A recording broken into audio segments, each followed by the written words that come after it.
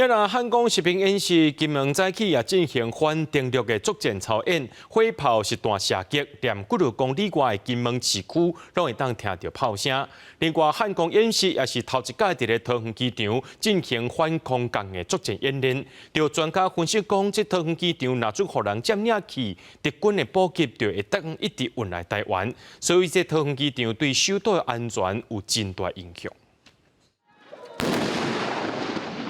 模拟敌军拍过来，国军随做反击，8寸榴炮顶的火炮同齐射出去，来压制敌人。M6空 A3战车嘛开炮，加上5控机枪、2控机炮，共同用火力来消灭海面的目标。2日透早，金门向乌炮阵地进行联合反登陆作战操演，火炮实弹射击，威力是真大，声音大概连几公里远的金门市区拢听会到。汉光演习的第3天。 桃园机场进行反空机降操演，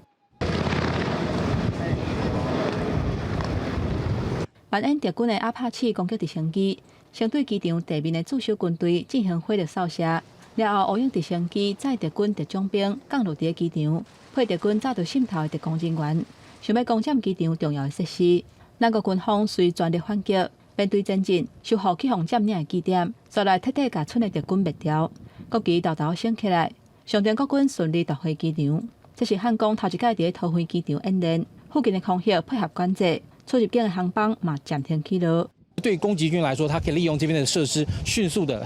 进行行政下线，然后集结大量的攻击动能之后，向好这个台北市进攻。那对于我们来讲，这其实是未来会是台澎防卫作战中北部守军的一个非常难以压力非常大的一个这样一个作战方式。记者综合报道。